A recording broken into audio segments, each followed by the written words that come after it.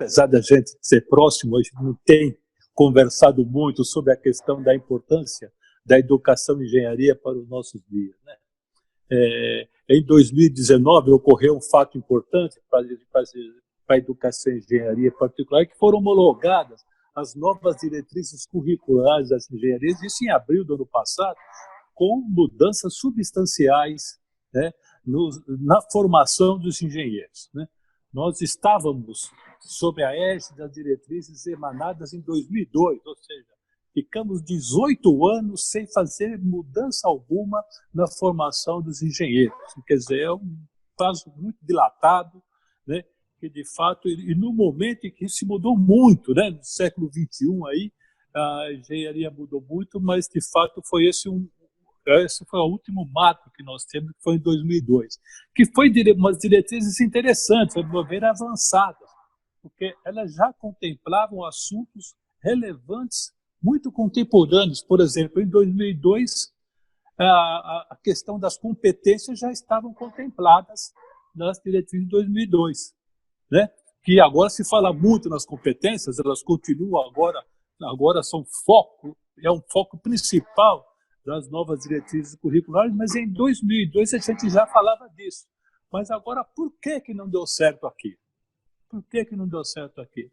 Aquilo não deu certo em função da minha avaliação, evidentemente, da forma em que as diretrizes foram avaliadas. Quer dizer, todas as escolas estão sujeitas a uma avaliação, se estão de fato seguindo ou não as diretrizes emanadas pelo MEC.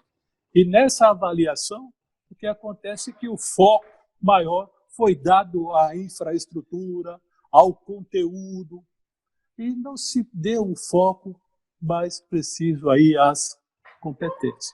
Quer dizer, esse que foi o problema. Quer dizer, nós estávamos com diretrizes curriculares avançadas, mas um método de avaliação, um critério de avaliação arcaico, que não valorizava, né, o curso em si, dava-se mais importância a se ter uma janelinha no banheiro, se dá para descer uma rampa adequada, do que, de fato, se verificar se a qualidade do curso estava adequada. E, evidentemente, as escolas se adaptam ao problema, né? Essa é a realidade. Assim, o movimento de tendência conteudista foi muito mais forte que o movimento de tendência centrado em competências. Essa que foi a realidade, né? Então, o conteúdo passou a ser era fundamental. Então, tinha lá até os itens que tinham que ser dados, os livros, a biblioteca tinha que ter tantos livros por disciplina. Era uma loucura aquilo. Mas era algo numérico. O cara atendia aqueles números, passava, tinha uma nota boa. Então, a escola se livrava de um problema. Então, ficou algo simplesmente contábil. Bastava lá uma secretária fazer uma planilha e estava lá as coisas aprovadas. Isso, de fato, ocasionou distorções na engenharia, sem dúvida, né? E começou a impactar na formação dos engenheiros. E esse impacto começou a ser sentido aí em meados da década passada. E começou a se identificar problemas na formação dos nossos engenheiros. E que, somado a problemas econômicos e políticos do país, promoveu aí um dos maiores atrasos na evolução industrial do Brasil, né? A desindustrialização. Para contextualizar o problema, Hélio, e justificar a razão do estabelecimento das novas diretrizes, vamos começar a ver o PIB brasileiro. A engenharia é uma profissão atrelada à economia, né? Quer dizer, apesar de alguns sucessos pontuais, como foi o caso da Petrobras, Embraer, Vale e a própria agroindústria, né, o país sofreu um processo de desindustrialização fatal nos últimos anos, né? Boa parte de nossa cadeia produtiva foi transferida para a China, de modo que, se você for comprar um ventilador chinês, ele custa mais barato do que o custo de fabricação de um ventilador brasileiro. Então, de fato, matou a indústria brasileira. Matou a indústria brasileira.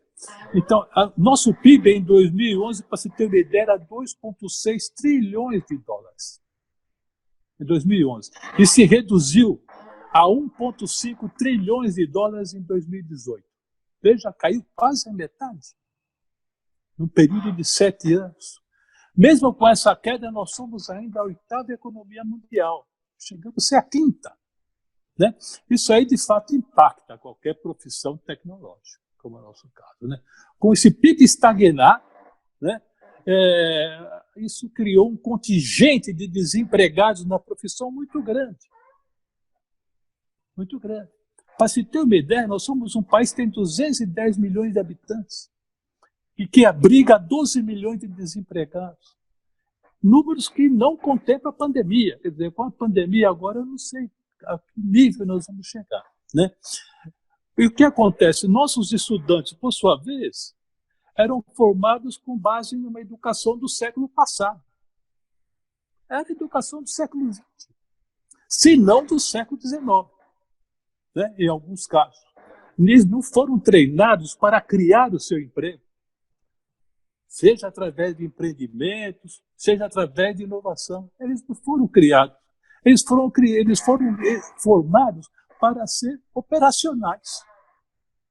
Foi no paradigma produtivo que nós tínhamos no passado, a educação necessária era mínima.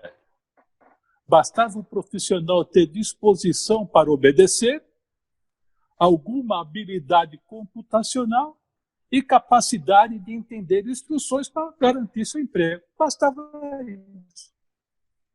No entanto, agora, o século XXI entrou em ação a economia do conhecimento, no qual é preciso um outro tipo de qualificação. A nossa educação agora tem que ser analítica, oposta àquela que temos no Brasil, que é baseada no enciclopedismo dogmático, raso. Nossas escolas continuam a tentar formar um jovem brasileiro, transformar o jovem brasileiro numa criança do século XIX. É isso. Ele tem que sentar na aula, ser obediente, ficar quietinho, assistir, assinar, enfim. É essa a filosofia que se espera de uma escola de engenharia atual. Poucas mudaram. Ainda é assim, vários cursos. Todos se lembram que no século XX nós tínhamos uma cadeia de comando cristalizada. As empresas, as grandes, tinha lá o top, é o presidente do conselho. Depois vem o presidente, que é o CEO. Depois os diretores, depois o gerente, os líderes e assim por diante. Quer dizer, essa cadeia de comando cristalizada, o engenheiro que estava lá no meio, ele tem que obedecer a ordem do seu superior. Se ele soubesse obedecer a ordem do seu superior, estava garantido o seu emprego. A obediência era mais valorizada que a iniciativa. Agora, entrando no século XXI, aquela cadeia de comando dissipou. Você tem o CEO, continua lá, mas abaixo dele você tem um conjunto de equipes multidisciplinares, todas elas voltadas para a missão da equipe. E o CEO agora, ele não faz como fazia no passado. Dava ordem para o diretor fazer alguma coisa, o diretor passava para o outro e assim tinha aquela cadeia.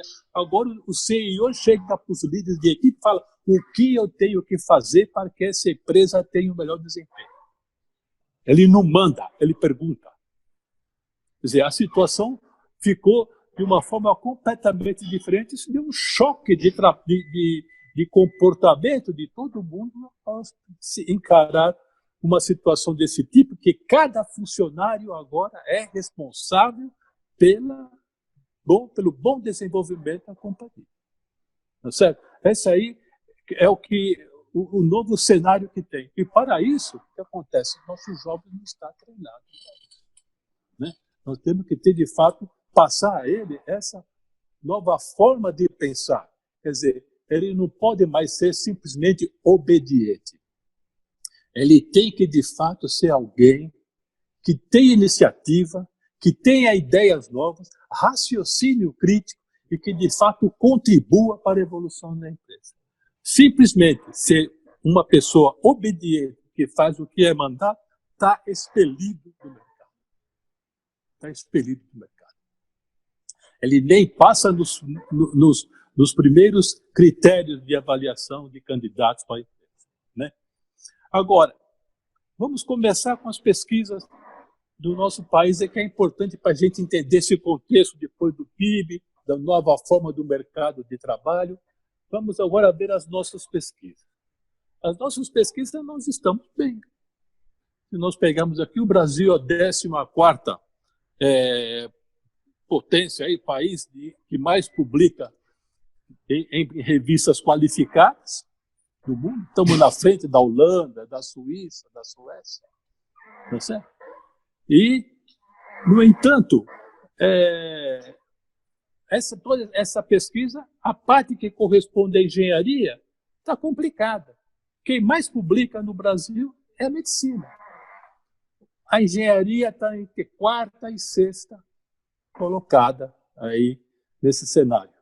Muito diferente, por exemplo, de países como Coreia, China. Quem mais publica são os engenheiros.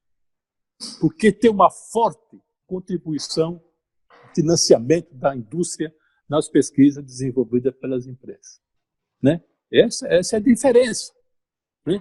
Então, nós estamos em 14ª posição, mas as engenharias vão saber em que posição nós estamos. Então, é esse um contraste que nós temos dos países desenvolvidos, né?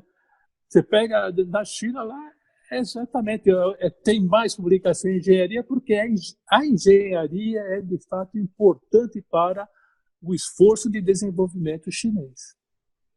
O nosso país não deu importância à tecnologia nesse cenário, né? É uma opção do país. Votamos, os dirigentes adotaram essa posição. O país vai ser um país de prestador de serviço. Nunca vai ser um país de geração de tecnologia, né? Tanto é que nós temos advogados que não acabam mais. Temos mais escolas de advocacia na cidade de São Paulo que no mundo inteiro, praticamente. Quer dizer, foi uma forma de atacar o problema e agora nós estão cobrando a fatura, né? Apesar desse bom desempenho da pesquisa, global, que eu digo, do país, veja só o que acontece. Como o fato da engenharia não ser a líder desse processo, o nosso ranking de inovação é pobre.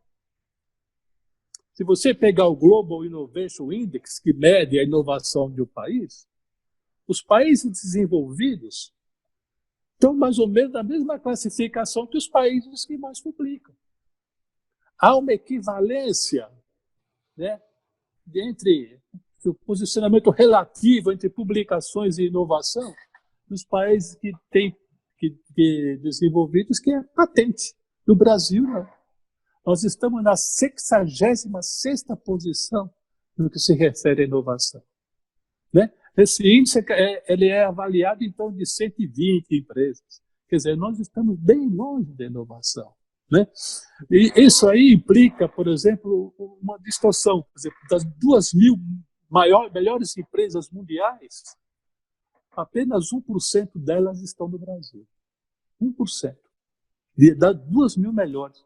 O nosso país merecia algo mais que isso, né?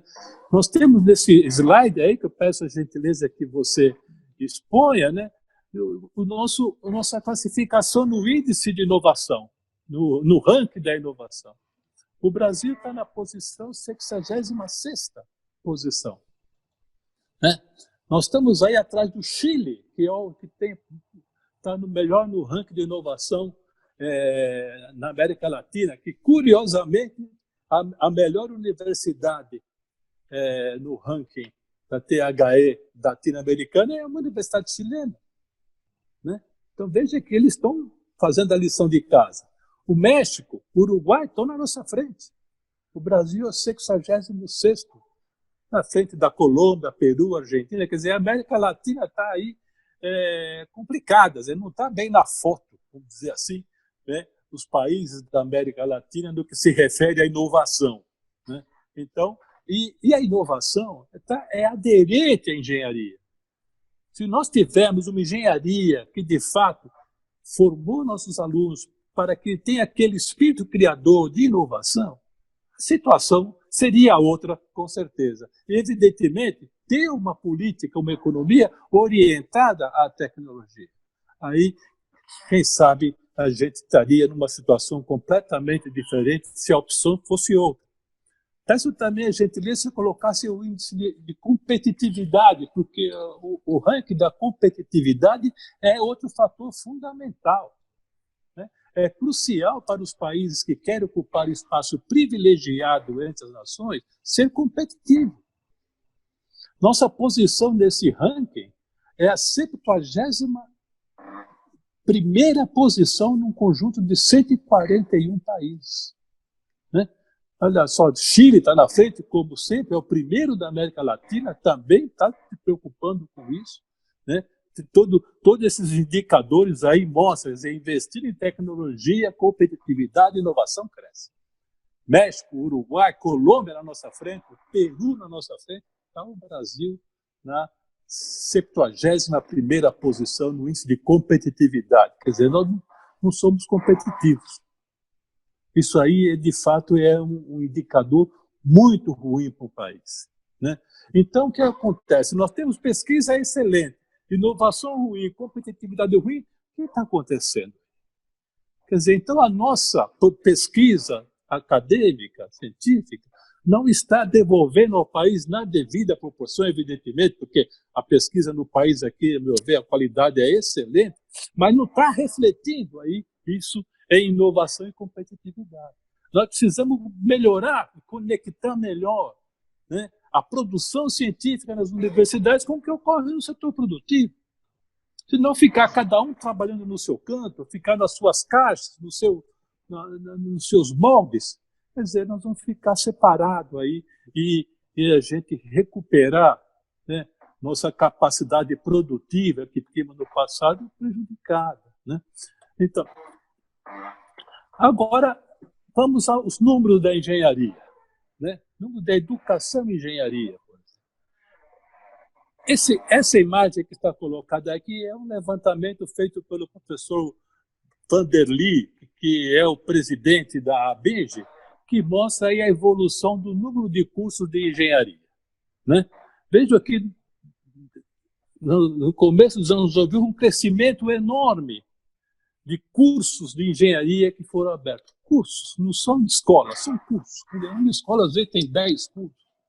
Mas nós temos aí, se pegar a imagem seguinte, Hélio, por favor, só para dar um zoom no século XXI, nós saímos em torno de 800 cursos em 2001 para quase 7.000 cursos em 2019. Né? Uma série de planos econômicos deram indicativos de que haveria investimentos pesados em infraestrutura, que incentivou que, sem dúvida, as escolas vai precisar de engenheiro. Eu comento isso porque em 2002 trabalhei muito nisso, né?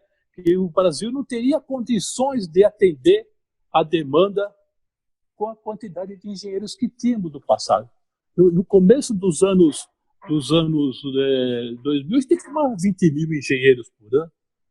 E o Brasil, com o PAC, que ia investir em torno de 250 bilhões de dólares, e exigiu uma quantidade de engenheiros enorme.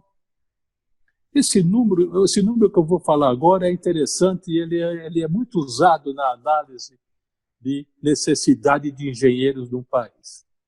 Cada $1 milhão investido, novo, $1 milhão investido, gera um posto de engenheiro na cadeia produtiva. Petrobras investe $1 milhão, gera um posto de engenheiro na cadeia produtiva da Petrobras, seja nela mesma ou fora. Tá? Ou vai, assim por diante. Então, na nossa situação, nós temos uma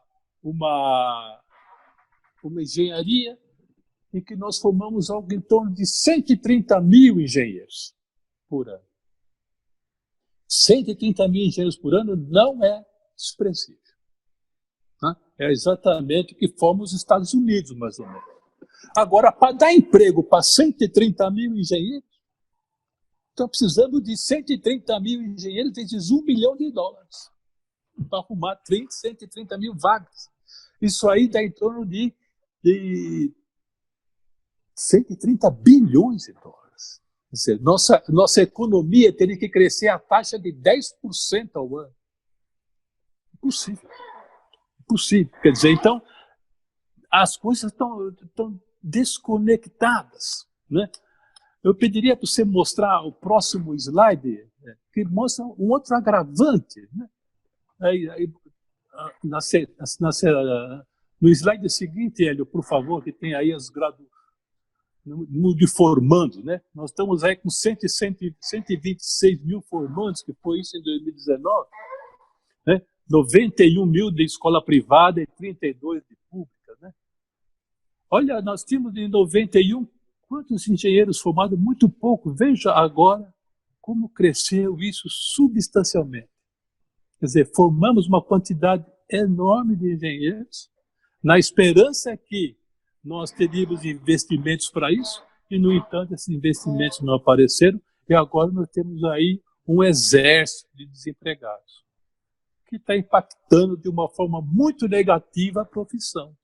Quer dizer, nós precisamos, de fato, ver o que fazer, repensar a engenharia de uma forma em que a gente consiga gerar emprego para esse pessoal. Agora, nós precisamos de contribuição das empresas nisso, né?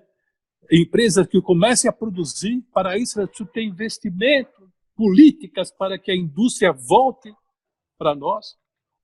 Tantas coisas que nós fazemos fora do país que poderiam estar sendo fabricadas aqui no Brasil. Essa pandemia foi muito clara nisso. Até máscara tem que mandar de fora, né? Respirador, uma série de coisas que nós temos competência de fazer, no entanto, ficamos na dependência externa, e agora que se percebeu a falta que faz uma indústria, né? Então, é isso que nós precisamos recuperar, né? Tendo indústria, gera emprego, e, por outro lado, né, e ter um profissional que não seja apenas obediente, alguém que, de fato, tenha raciocínio crítico, saiba discutir, conversar, se comunicar, tentar convencer os outros que sua ideia é importante, não ser simplesmente alguém que senta no canto, começa a fazer o projeto e não conversa com ninguém, que é exatamente o formato de estudante que nós titulamos, né? Essa que é o grande desafio que a gente tem. E o que acontece com tudo isso, né?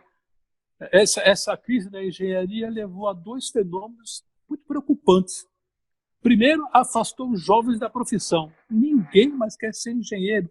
Os talentos querem fazer outra profissão, querem ir para a medicina.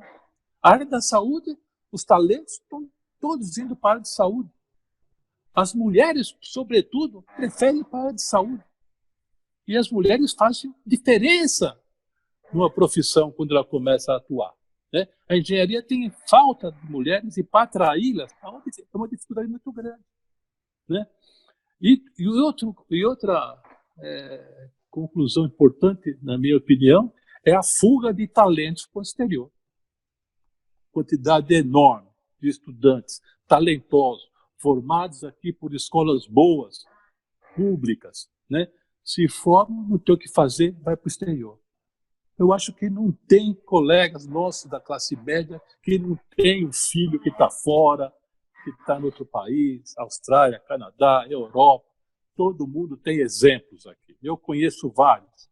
Meninos, meninas, talentosos, inteligentes. O país investiu direto neles aqui tantos anos.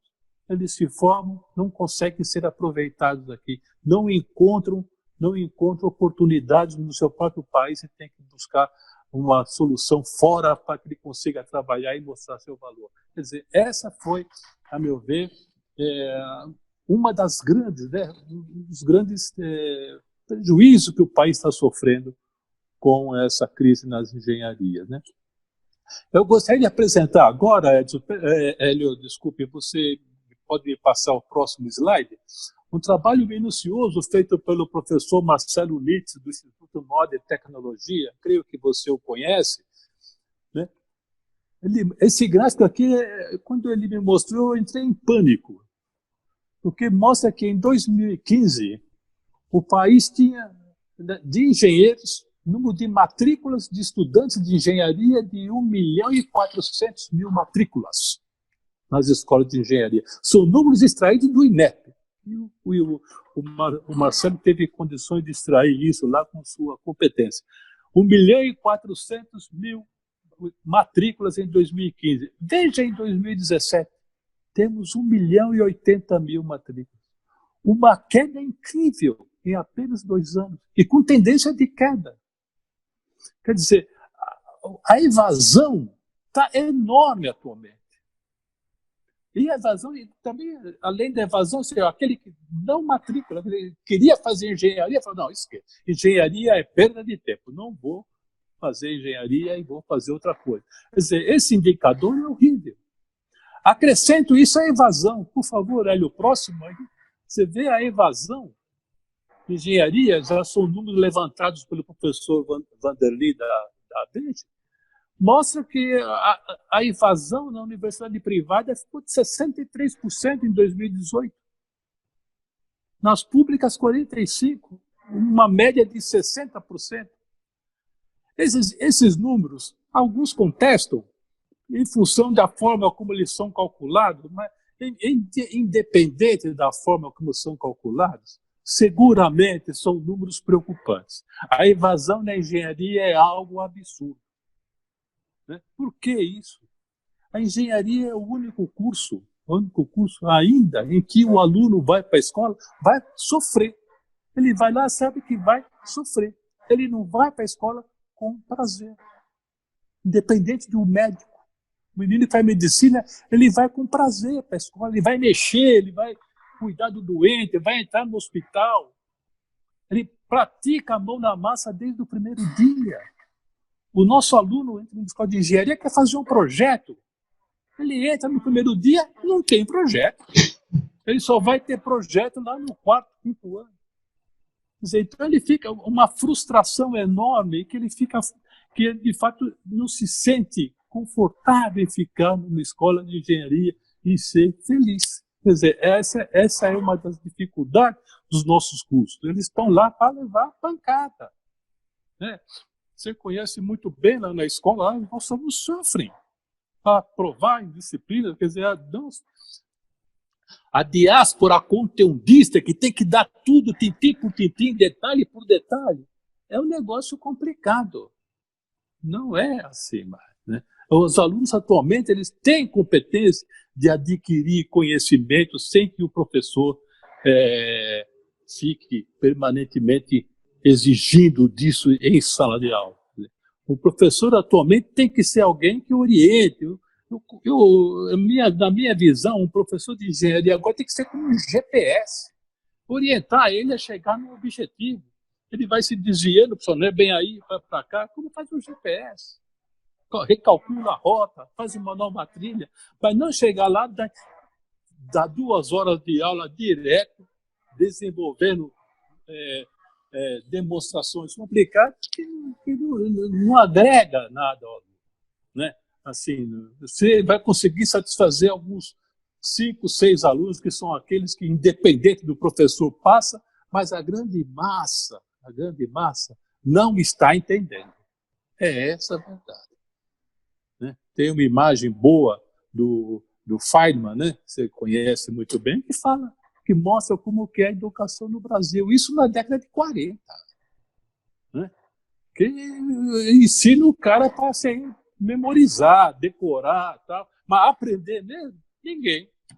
Né? Essa que é o grande desafio que as diretrizes agora tentam encarar. Né? Tá certo? Eu queria que você passasse para mim na sequência o próximo slide, por favor. Esse aqui agora é o número de ingressantes, alunos novos nas escolas. Trabalho do professor Marcelo Nitz também. Né? Em 2014, 380.000 alunos ingressaram numa escola de engenharia. Né? Em 2017, apenas 231.000. 40% de queda. Quer dizer, mostra que, de fato, estão fugindo da engenharia. Os alunos não sentem mais que é uma profissão atraente, gostosa de se fazer, que vai ser...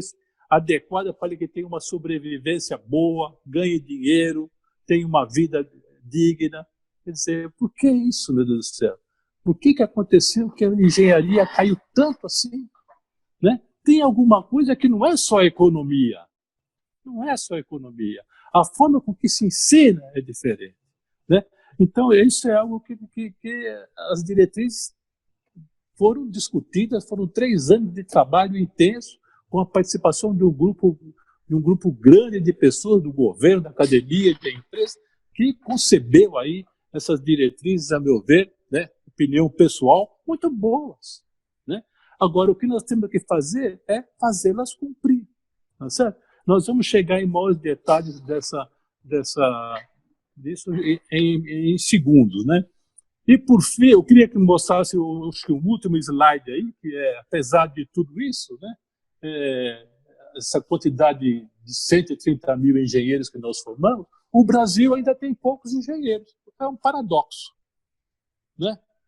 Se nós pegarmos aí a Coreia do Sul, e tem 29 engenheiros por 1.000 habitantes. Até errado 10 mil, mas é por 1.000. 29 engenheiros a cada 1.000 habitantes na Coreia do Sul. O Brasil tem 5. O Brasil tem 1 milhão de engenheiros aí no mercado, né, que tá exercendo a profissão de engenheiro. Então, isso é pouco. Quer dizer, a política, nós estamos com uma política assim, bom, a economia está ruim, a engenharia vai mal. Quando a gente devia, nos países desenvolvidos, a situação foi inversa. A economia estava ruim, então vamos formar mais engenheiros, vamos dar uma formação que permita que eles sejam inovadores e criativos, que são eles que vão levantar a economia. É isso que a gente tem que pensar. Quer dizer, formar alguém que de fato revolucione, não fique simplesmente sair da escola pensando em conseguir um emprego. Ele tem que sair da escola pensando que empresa que eu vou fazer, que negócio que eu vou produzir. Ele tem que ter essa ansiedade que é natural de alguém que quer fazer um curso de engenharia. É natural isso. Né? Os nossos alunos, muitos fazem doutorados e acaba o doutorado e tem uma tese, às vezes com produtos importantes, e morre aí. Então a gente forma doutores que formam doutores que vão formar doutores, e entra num loop aí muito grande, quer dizer, e os grandes problemas do país são fora do circuito. Quer dizer, então essa política também da nossa pós-graduação é algo que a gente precisa encarar de frente e ver o que está acontecendo também. Né? Só formar doutores que formam doutores que se preocupar com problemas que já foram resolvidos no exterior, ou acompanhar as pesquisas do exterior e as nossas aqui, a gente fica sem saber o que fazer. Quer dizer, essa é uma grande desafio que nós temos aí para a nossa engenharia. Eu queria mostrar agora mais um slide que o professor Vanderly fez, esse é aterrador, né? Que a cada 1.000 candidatos aí, né, ele apresentou isso na última palestra no convênio, o professor Vanderly, 1.000 candidatos de engenharia apenas ingressam 175, e desses que ingressam, apenas 95 se titulam. Quer dizer, é um funil, né, enorme e que não é bom para o país. Que não é bom para o país, que a gente precisa, de fato, tomar uma atitude aí para resolver esse problema. Então, eu já estou indo já para o final aqui, né? Então, com essa experiência de 2002 aí, as novas diretrizes teve que encarar alguns desafios, né? Como conciliar, né, formação técnica sólida com formação humanística. Esse é um problema, né? A diáspora conteudista é forte, então todo mundo acha que tem pouco conteúdo. Nada disso ficar dando matéria de humanidades, que na minha época chamadas perfumarias, que passavam a ser relevantes. Um estudante de engenharia que não sabe se comunicar está fora, está expelido do mercado. Né? E como dar liberdade às instituições de ensino para inovar? As instituições de ensino eram cercadas, não tinham massa de manobra ali, não conseguiu fazer coisa nova porque o MEC não aprovava. Agora não, agora isso é possível. Como orientar as escolas para dar uma visão sistêmica no problema? Nós temos que pensar que o especialista acabou. Não existe mais o especialista. O especialista não é inovador. O inovador é aquele que tem uma visão sistêmica do problema, bem analisar o sistema completo, todas as suas implicações. Isso aí nós temos que passar para todos os engenheiros. Para todos os engenheiros. Todo mundo tem que ter essa visão da complexidade que é um projeto. Né? E temos que mudar também o ensino centrado no professor para aquele centrado no aluno, né? Onde o professor é um tutor, um orienta, né? Como flexibilizar os programas. Nós temos programas que são rígidos, o cara faz engenharia civil, se ele quer mudar a elétrica, ele perde tudo. É um negócio incrível. Nós temos aí uma amarração tão grande que isso limita muito, né, as nossas cursos. E atrair as mulheres para a profissão, que é um desafio, como eu já citei. Né? E como convencer o professor a pegar, se formar, se aprender as novas tecnologias educacionais, fazer cursos para isso. Isso é difícil.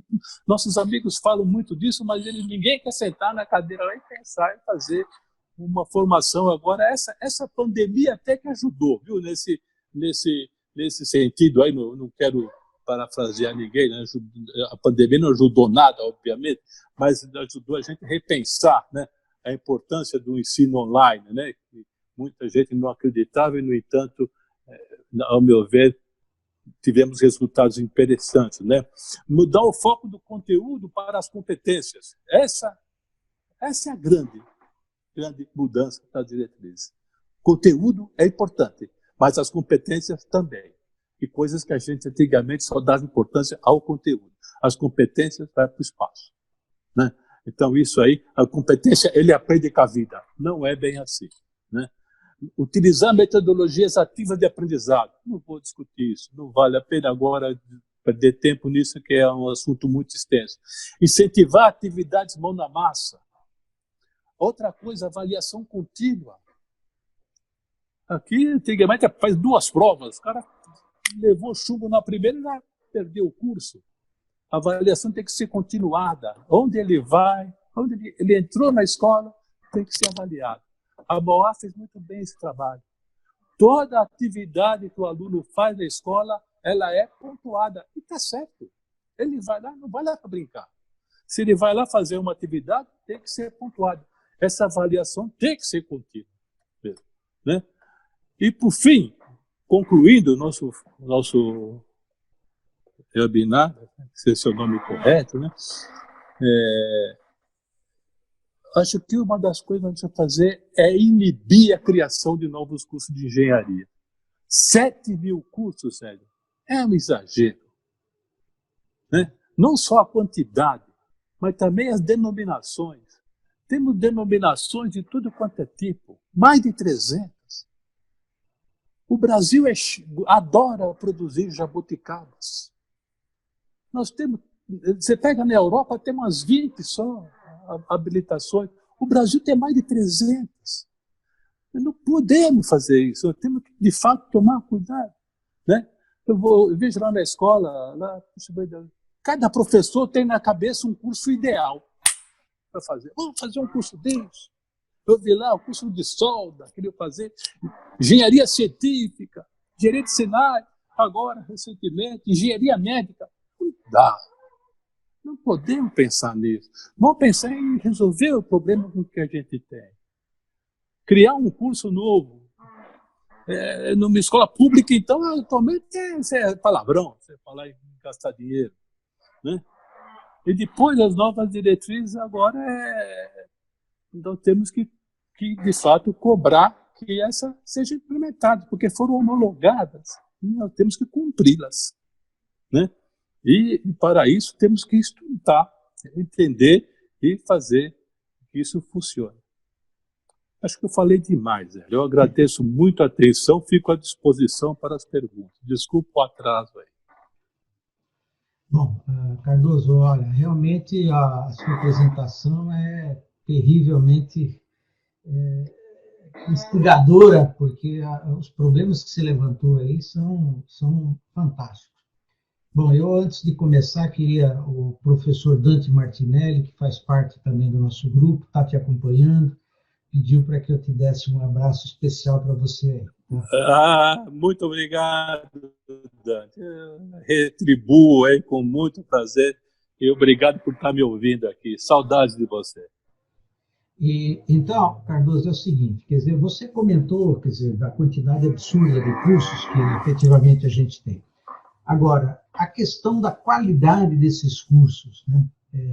Eu vi, basicamente, que, em geral, os cursos de engenharia pública, eles acabam, esse fenômeno de desistência, claro que existe, mas não é tão acentuada como nas escolas de engenharia privada. Você tem alguma explicação para isso?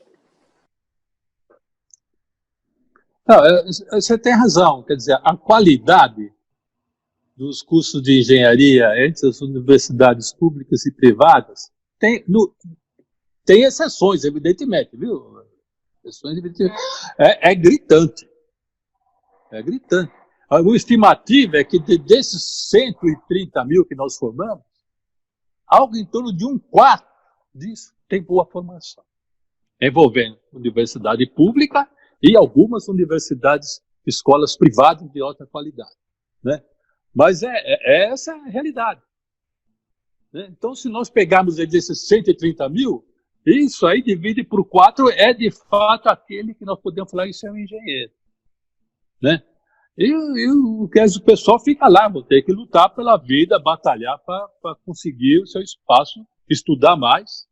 E agora os estudantes precisam ter a consciência de que o aprendizado de engenharia não se encerra mais no curso de graduação.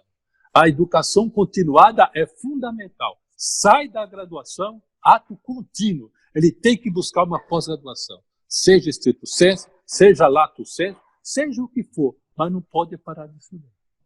Porque a graduação não dá mais condições para ele encarar os desafios que são encarados na indústria. Não tem condição de fazer isso, né? Então, esse, a meu ver, é uma das grandes dificuldades para o engenheiro que se forma no Brasil, sobretudo de uma universidade privada, onde a qualidade não é aquela que a gente espera que seja, né? E diz uma coisa, eu nos últimos, sei lá, 8, 10 anos que eu estava na ativa, né, Instituto de Física, lecionava na Poli, né, os cursos de Física Básica, Física 1, 2, 3 e 4. E uma das coisas que você comentou, que é essa questão da avaliação contínua, né? Eu não sei se eu me aposentei, na verdade, em 2015, eu não sei se daí, desse ano em diante, houve alguma mudança, mas, em geral, é o que você falou, o curso é semestral, né? Física 1, por exemplo, você dá 3 provas, né? Divide no semestre e aí, eventualmente, dá uma prova substitutiva e tal, né?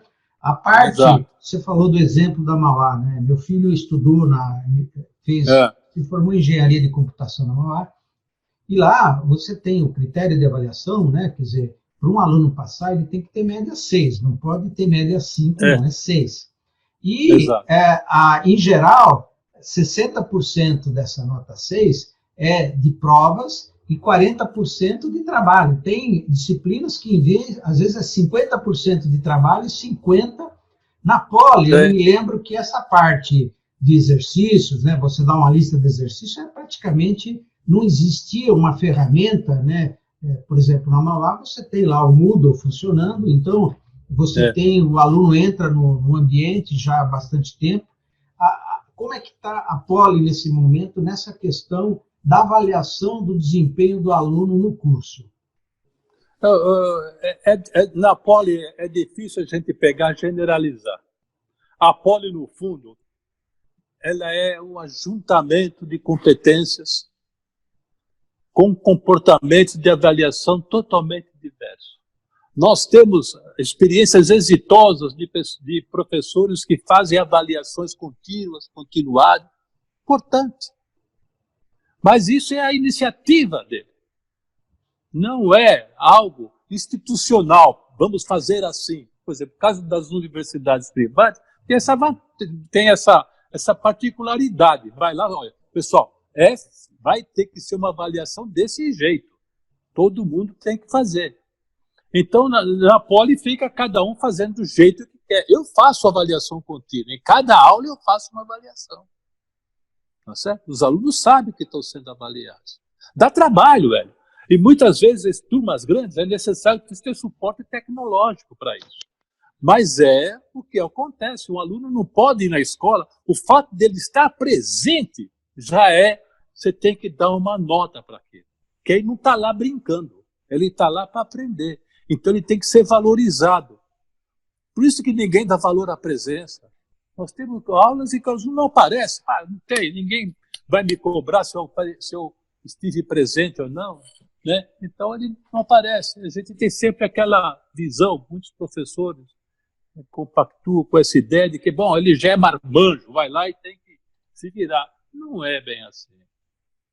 Não é bem assim. É uma questão de relacionamento humano com as pessoas que a gente tem que valorizar, da empatia, e começar a ter um relacionamento diferente com a comunidade da classe lá, para que ele sente prazer de ir lá. Eu vou lá porque eu vou ter aula com fulano, eu vou encontrar fulano, com os meus amigos, vou me divertir, vou passar algum momento agradável e aprender. Né? Coisa que nós não nos preocupamos com isso. Tá? E a metodologia de ensino das engenharias atualmente tem uma preocupação fundamental com essas questões. No sentido do aluno de fato, ter uma pessoa, não ser tratado como um número. Né? Ele tem um nome. Ele vai lá, o professor conversa com ele. Então, a metodologia ativa foi desenvolvida justamente por conta disso. Para que permita que, de fato, o aluno seja partícipe na aquisição do conhecimento. Não fique só na dependência do professor. Quando nós estudamos, nós tínhamos que pegar... O professor era um monarca. Ele ia na lousa, dava tudo, a gente anotava, ia para casa e rachava. Por que fazíamos isso? Porque nós não tínhamos livros. Os livros eram poucos, muitas vezes importados. Então você tinha que anotar tudo, vai lá estudar. Agora não, o conhecimento está aí. Qualquer lugar que você vai, você consegue.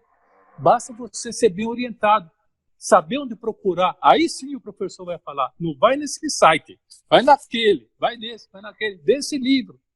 É isso que nós temos que gerenciar atualmente, né, num novo ensino da engenharia, né, dentre outras coisas. E fala também a sua visão, que você, como vice-diretor, diretor e docente também, você, claro, acompanhou várias gerações de alunos que têm adentrado na Poli. Esse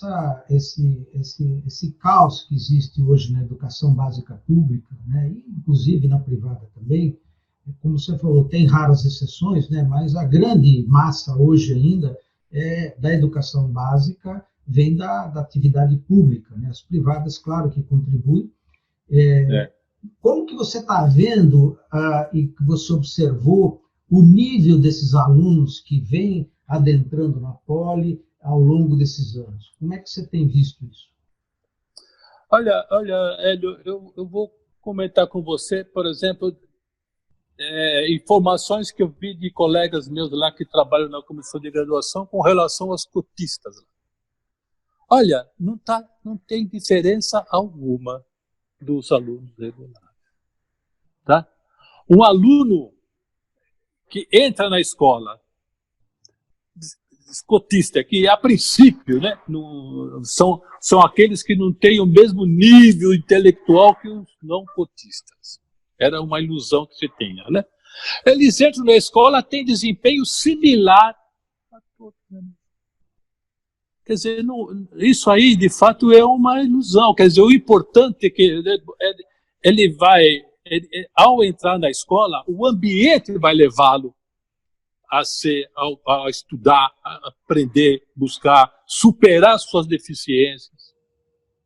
Quer dizer, o ensino médio precisa evoluir, mas ele precisa evoluir de uma forma, a meu ver, diferente. Nós precisamos, no ensino médio, já ensinar para o aluno que ele precisa começar a aprender. Ele precisa saber se comunicar. Ele precisa ter raciocínio crítico. Nós, por exemplo, dá uma aula de laboratório, seja no ensino médio ou na escola, em que você dá para o aluno o roteiro, fala, ó, você faz o item A, depois do A você faz o B, depois do B faz o C. O que é isso? O cara não pratica a criatividade. Nós precisamos ter gente criativa lá. Ele vai no laboratório, tem um desafio a fazer. Você precisa resolver esse problema. Se vira. Vai atrás. Tem um professor que vai dar orientação. Tem a própria comunidade se envolve em resolver o problema. Eu dei aula na Univesp, eu sei o que é isso. Uma comunidade de aprendizado é algo fabuloso. Quando você pensa, quando aparece uma dúvida, a própria comunidade resolve aquele problema. Salva para o professor muito poucas questões pequenas para resolver. Então, é essa forma de educação que nós precisamos praticar já desde o ensino médio. Existem iniciativas exitosas, a maior parte delas de escolas de ensino médio privadas, tá certo? Que está, de fato, praticando uma educação diferente, que vai começar a se refletir na universidade. Né? Nós temos lá as escolas do ensino médio praticando metodologia ativa, e ele vai pegar, entrar na universidade e vai pegar e voltar a ser um aluno do século XIX. Vai dar aquele choque, contrário agora. Né? Eu vejo na escola pública algumas iniciativas disso. Algumas iniciativas, a gente vê de São Paulo, que é o que a gente tem informação, né? Existem algumas iniciativas disso, mas a quantidade é tão grande que a gente vê até aparecer resultados. Demora, a educação é demorada, né? A resposta é lenta. Mas eu sinto que está mudando. Está mudando. Quer dizer, na pandemia agora, a molecada teve que estudar pela rede. Quem imaginava isso? Quem imaginava isso? Né? O pessoal estudando ensino online. Na Poli, vários alunos aprenderam, não tinha computador, a comunidade fez vaquinha, comprou computador, doações, se viraram. Quer dizer, essas coisas que são exemplos que que me deixam esperançoso. Né? Sei lá, eu sou otimista. Bom, eu me lembro que uma do seu histórico dentro, acho que da sua carreira na USP, é exatamente a sua priorização e a sua preocupação com a parte da graduação, né, dos cursos, do ensino. A gente vê que ainda na USP a prevalência é do pesquisador, do publicador, do orientador, enfim. Essa é a que tem a recompensa, e isso você vê o próprio CNPq, né, com as suas bolsas de produtividade, a questão de quando você submete um projeto a qualquer um desses organismos, a primeira coisa é ver as publicações que você tem. E a gente vê muito pouca, né, valorização de pessoas, como você falou, que na própria Poli existem pessoas que procuram fazer uma avaliação contínua, tal, mas isso você tem vamos dizer, uma fórmula para que esse tipo de atividade tenha uma valorização, porque eu acho que muito pouco que tem sido feito na USP, né, com relação à graduação, é essa falta realmente de incentivo. Você acha que existe algum caminho para fazer isso ser valorizado? Pelo menos, não digo como a pesquisa, mas que tenha realmente um outro tipo de avaliação? Sim. Quer dizer, o que eu vejo é que o professor pesquisador das universidades públicas, sobretudo, né, se comporta como o senhor, quer fazer o seu aluno a sua imagem. Então, o professor pesquisador quer que o seu aluno saia um pesquisador. Então, a gente dá um curso como se fosse para um pesquisador. Esse cara vai sair daqui e vai ser um pesquisador. E, se possível, o melhor vai me substituir. Tá certo? É isso que ocorre. Né? Então, é que a gente quer fazer o nosso aluno a nossa imagem. É isso que nós precisamos mudar. Não é assim. Tá certo? Eu vejo muitos colegas falando assim, puxa vida, perdi aquele talento para a indústria, como se fosse um pecado. Um aluno talentoso que se forma em engenharia, ao invés de ficar na academia, vai para a indústria. Que é justamente isso que o Brasil precisa, um talento na indústria. Tá certo? Então a gente tem essa preocupação de dar um ensino para aquele que vai ser pesquisador. Nós queremos formar alunos para a nossa pós-graduação. Tá? Existem exceções, volto a insistir, mas a maioria pensa assim. Tá claro? Quer dizer, esse tipo de postura é que, a meu ver, nós precisamos mudar. Né? Nós temos que dar um curso que, de fato, seja um curso agradável para o aluno, que ele sinta prazer em aprender, aprenda a aprender e a evoluir. Né? Agora, as avaliações disso, dos profissionais, já mudou muito, viu? No passado era muito assim, pesquisa resolvia o problema. Isso com relação ao CNPq, CAPES ainda continua. Mas agora, nos concursos, agora a parte didática tem peso importante. Tem peso importante. A sociedade, a comunidade está reclamando disso e, na devida medida, estão sendo contemplados. Eu acho que ainda não na proporção que deve ser, mas está mudando esse cenário. Né? Já foi o tempo em que sou pesquisador, um A que é aprovado na CERT, nisso e aquilo. Eu já vi situações em que o cenário muda, mas ainda temos esse peso mesmo. Né? Quer dizer, a cultura e extensão, por exemplo, está sendo valorizada.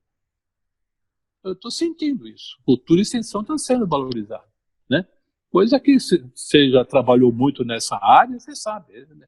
Ninguém dava a mínima importância que era fazer por cultura e extensão. Isso aí o pessoal olhava feio. Agora acho que não é mais assim. Porque agora nós temos um cenário em que a sociedade tem problemas e só a parte de cultura e extensão consegue resolver. Né?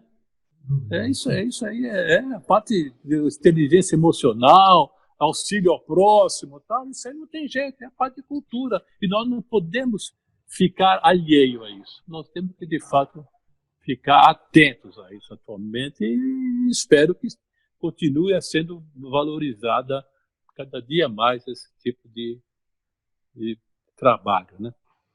Bom, Cardoso, a gente chegou a 1 hora de aqui.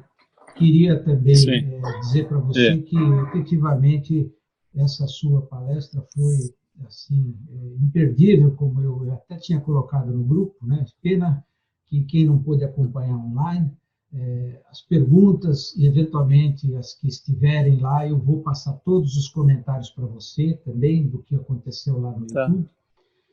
Dizer que, realmente, essa sua palestra ela vai ter, tenho certeza, né, ela vai estar disponível na íntegra para as pessoas que não puderam assistir, para poder chamar atenção. E, como você falou, né, a gente tem distorções gravíssimas que estão acontecendo, né?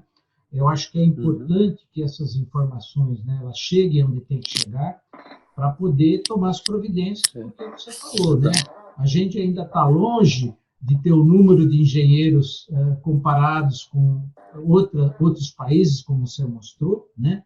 E, infelizmente, ainda esses poucos que a gente tem, como você disse, tem, talvez, se a gente dividir por 4, é o que a gente poderia aproveitar também. Então, são coisas que precisa urgente a gente resolver, porque senão a gente, como você falou, não vai ter futuro. Né? Eu, num desses web seminários que eu fiz com o Roriz, né?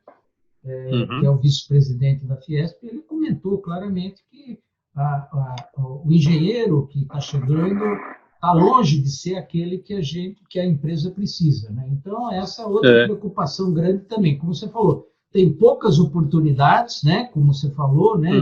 De emprego e tal, mas esses poucos que a gente está formando, aparentemente, não são o que as empresas querem ainda, o perfil, que é essa outra coisa que precisa mudar urgentemente, né, Cardoso? Então, eu queria te agradecer mais uma vez e passar para você para as suas considerações finais antes da gente encerrar.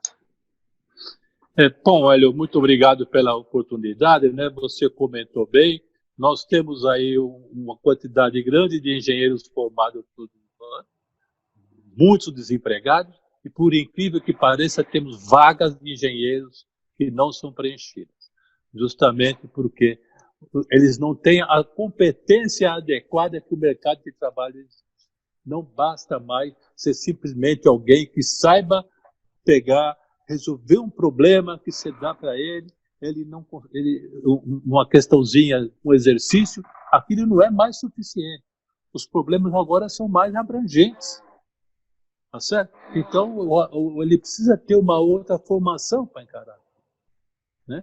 Então, essa é uma preocupação grande que as engenharias precisam se fazer. E, por outro lado, né, nós precisamos fazer, de fato, um movimento para salvar uma profissão, na minha opinião.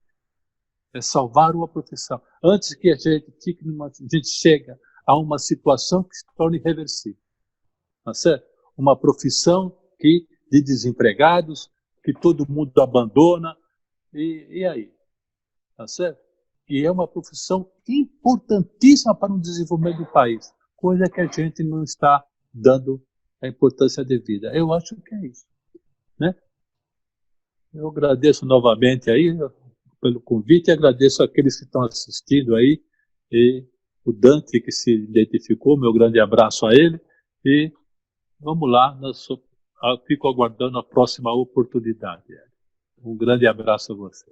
Obrigado, Cardoso, mais uma vez, amigo de longa data, né? Queria, então, a todos os que estiveram nos acompanhando, agradecer a presença de todos também.